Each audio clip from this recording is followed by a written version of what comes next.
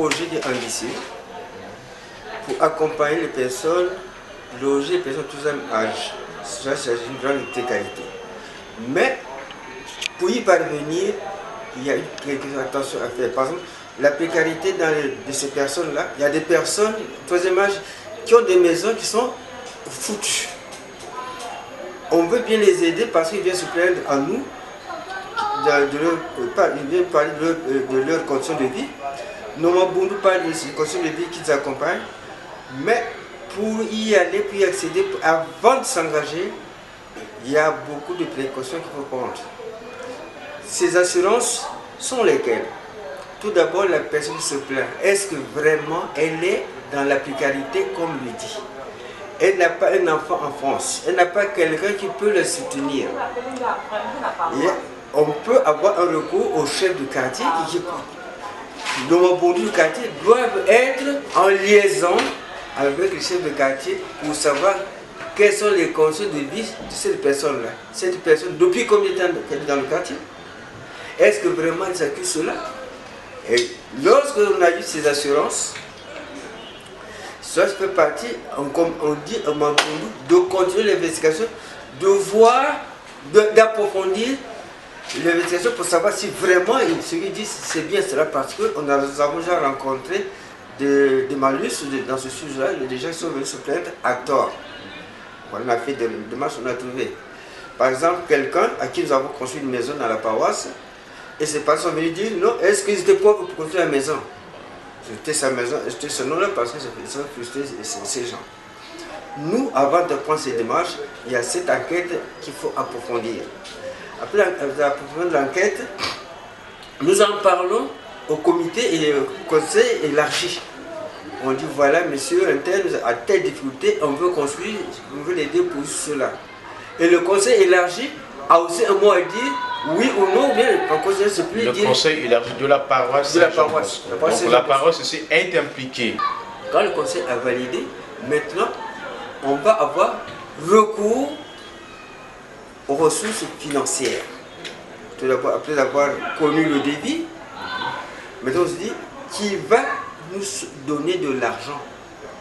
C'est à ce moment que il y a des personnes, ici à Saint-Jean-Bosco, il y a beaucoup de donateurs. Bonne foi. Donc vous comptez beaucoup plus sur les donateurs. Nous comptons pour ces donateurs-là. Donc une fois validé, le conseil valide, à ce moment l'appel est lancé aux dons, ceux qui peuvent assister, apporter quelque chose, des dons en nature, en espèces. C'est ce que nous faisons.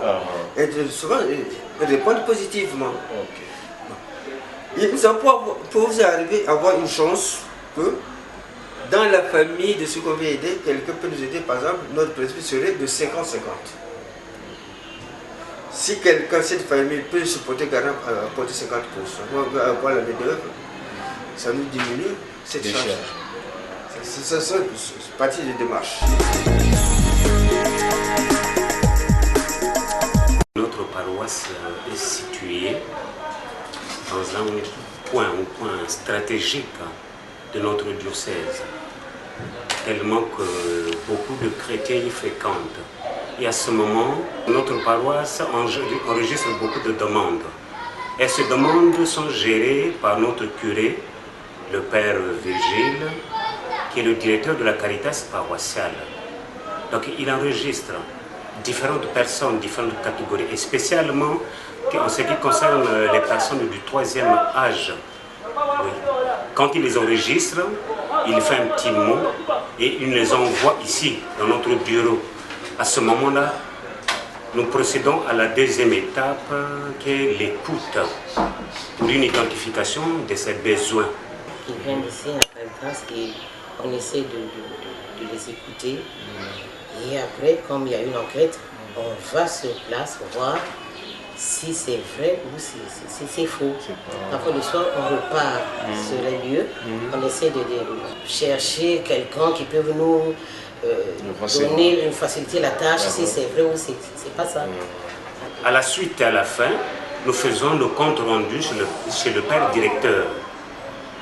Et ensemble, avec le père économe, pour valider. Et après, on fait revenir un peu la personne qui est dans le besoin. pour lui demander, s'il valide, pour lui demander un peu le devis. Et si ce devis est favorable par rapport aux enquêtes que nous avons menées, à ce moment-là, nous pouvons construire, nous pouvons donner aux ayants droit, c'est-à-dire ceux qui sont chargés, les professionnels, pour la construction. Il y a deux possibilités. Il y a des chrétiens ou des personnes vulnérables qui sont totalement inertes, ils ne peuvent pas supporter. Parce qu'à ce moment-là, la Caritas s'en charge pour exécuter le devis. Par contre, si on constate que la personne qui fait la demande a la possibilité de participer au moins à 50%, oui. Dans tous les mabondus, que ce soit dans les mabondus de quartier ou dans les groupements de la paroisse, Caritas a une antenne. C'est-à-dire qu'il y a un représentant dans chaque mabondu. C'est vrai que parfois... c'est des groupes.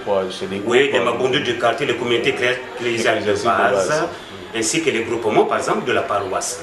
Si par exemple, la personne qui vient appartenir dans un des bondus ou dans un groupement, à ce moment-là, on fait appel aux responsables de ces mabondus.